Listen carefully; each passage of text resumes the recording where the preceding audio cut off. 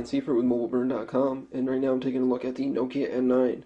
The Nokia N9 was Nokia's flagship device announced earlier this summer, which has since been supplanted by the Lumia 800. However, the N9 features some interesting hardware and software designs that carried over to the Lumia 800. First thing that you notice on the Nokia N9 would be its 3.9-inch clear black display. This is an AMOLED display that has a curved Gorilla Glass front, gapless display between the panel and the glass itself, and no air. Nokia has also included an anti-glare polarizing effect to it, so the display is very easy to see outdoors and the blacks are very, very deep. It has a FWVGA resolution, so you're looking at 480 by 854 pixels of resolution on the display itself. Below the display you can see we've got a front-facing camera that can be used for video calls. It's in the lower right-hand corner, which is pretty unique and not too often that you see that on devices. Across from that, which you can't see right now, is a notification light that lights up when you are charging. It is a simple white light there. The display itself melds effortlessly into the unibody polycarbonate body that the Nokia N9 is machined from.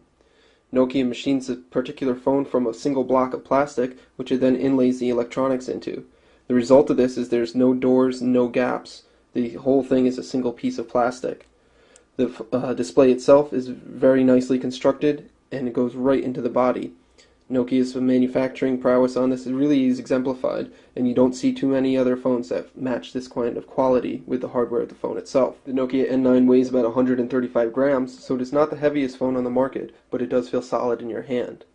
As far as measurements go, it measures from 7.6 millimeters up to 12.1 millimeters at its thickest, though due to the curved design of the phone itself, it feels much thinner in your hand when you are holding it than one might expect from a 12.1 millimeter phone. As far as the features on the body of the phone go, we've got a speaker down at the bottom which outputs sound and is actually very hard to muffle even if you put your finger over top of it. The left side of the phone is very stark with no actual features or buttons on it, whereas the right side of the phone is home to the power sleep unlock key and the volume rocker. Up top of the phone you've got a couple of different things. We've got a 3.5 millimeter headphone jack. This door here covers the micro USB charging and syncing port, and next to that is the SIM slot for a micro SIM card. The Nokia N9 uses a similar micro SIM to the iPhone 4 and iPhone 4S. If we take a look at the back of the phone, we see a similar stark flat black with no particular adornments save for the camera. The camera is an 8 megapixel unit and it has an f2.2 28mm wide-angle lens made by Carl Zeiss.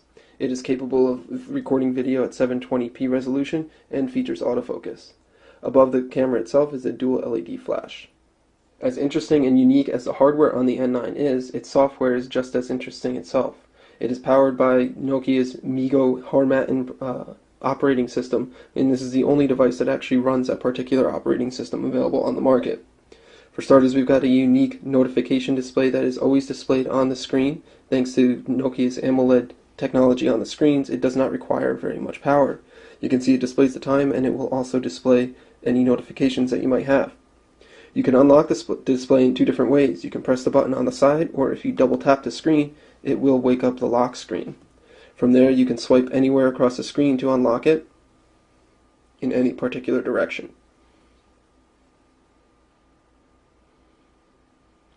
Here we see the quick launch keys that are launched when you swipe up from the bottom, so it gives you quick access to your phone, messaging, camera, and browser.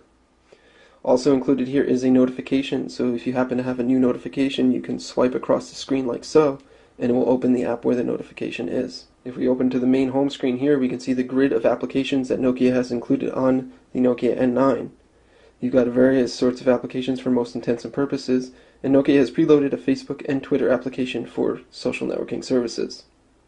If we swipe to the left, we can get a glance at notifications and what Nokia calls a social feed, which will aggregate updates from Twitter and Facebook into one single stream. You also have a convenient weather indicator there. Swiping back to the main applications brings us here, whereas if we swipe across again, we get to look at our open applications. We can look at them in a grid of 3 across each, or we can pinch and see 2 across as well. Animations are very smooth and fast, as you can see here, and it really is quite an enjoyable experience. From here you have an option to close applications that are open by tapping and holding, and if you hit the red X in the upper corner, it will close the particular application. Or you do also have an option at the bottom to close all of them. The MeeGo interface on the Nokia N9 offers a quick look at your notification or status bar at the top by tapping at the top time. You can see your profile, your volume, you're connected to particular networks. If you had any notifications, they would show here, and it also shows your availability on various chat services, which you can then control. Swiping up from a particular application will minimize it, while swiping down will actually close the application, as you can see there. Swiping left or right will always bring you back to your application tray. Nokia offers a number of ways to integrate your social networks and contacts and streams and feeds into the N9 through its accounts menu here. From here you can add things like a Facebook account, a Twitter account, a Skype account, email accounts, and of course a Nokia account as well. These particular accounts will offer contact syncing, calendar syncing, and email syncing. And with Facebook you can also integrate into Facebook, and Gmail will integrate into the messaging client. The browser that Nokia has included with the N9 is a WebKit-powered browser, and it is quite fast and responsive. It features things such as multiple windows and tabs, full HTML5 support, as well as a WebKit rendering engine.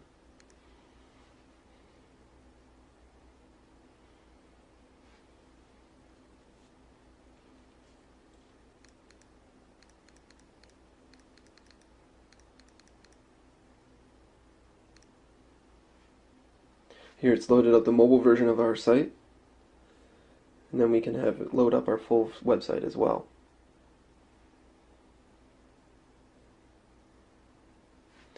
The web browser works in both portrait and landscape orientations. It features pinch to zoom, as well as double tap to zoom.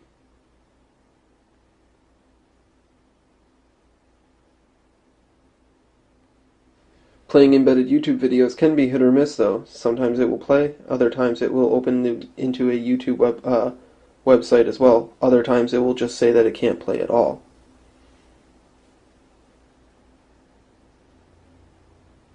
And here it's giving us the issue with Adobe Flash Player since the Nokia N9 does not support Flash. The Nokia N9 is powered by a 1 GHz single-core processor, and it comes with 1 GB of RAM for application usage. You have options of 16 GB or 64 GB of storage. The 1 GB processor is very fast and responsive. As you can see, the interface has very minimal lag. Scrolling is very smooth as well once applications have loaded up. The 1 GB of RAM allowed the user to play many or open many applications at once, as you can see in this example here. Nokia's messaging client is very attractive and is actually very similar to the messaging client found on WebOS to phones and tablets. Features a bubbled threaded interface. The Nokia N9 has one of the most impressive on-screen keyboards we have used on a mobile device. It is very fast and responsive and includes audible as well as haptic vibration feedback. The vibration feedback is one of the best that we've seen on a mobile device, and we really wish that Nokia would bring it to other devices in the future.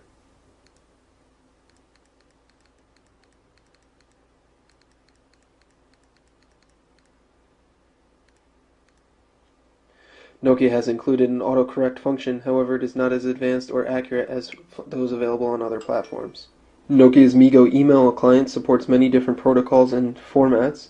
You can have multiple accounts set up. In particular, here we have a Gmail account and a standard IMAP account through our AIM server. The Gmail account offers your standard Gmail inbox features.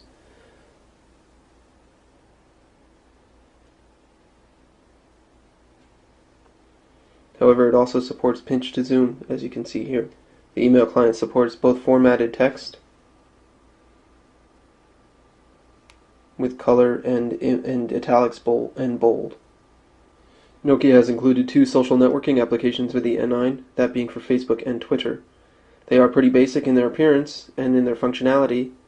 However, they do allow users to get most everything done that they wish to do with this particular networks.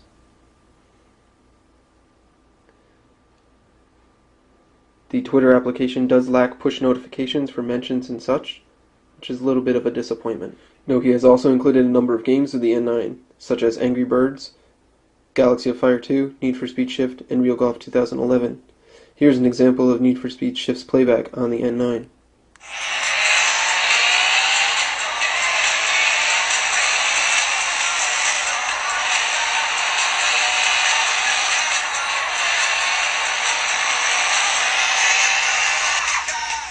Nokia is including its Maps application as well as its Drive navigation application with the N9.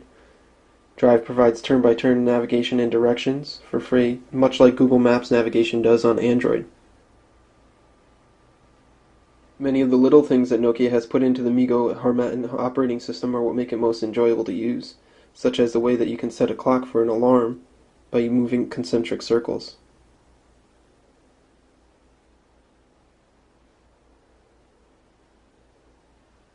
The camera interface on the N9 is pretty Spartan, however it does a very good job of getting the job done when you want it to. This button over here will open up your various settings. You have different scene modes for automatic, macro, landscape, portrait, night, and sports. You also have various controls over the flash, including a red-eye reduction mode. Advanced photographers can play with the white balance settings and the exposure compensation settings, in addition to light sensitivity.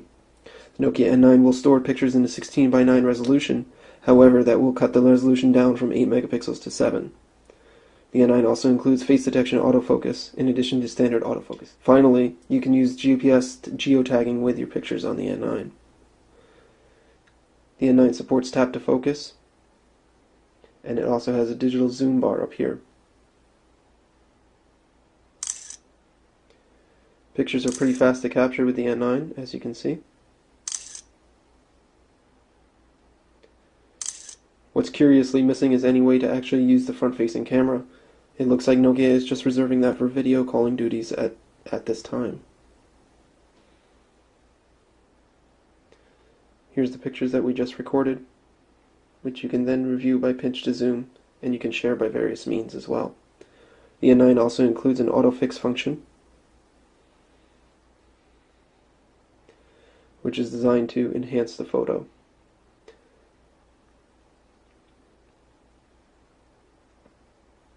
Video on the N9 is recorded at 720p resolution, and the N9 will continuously autofocus while recording.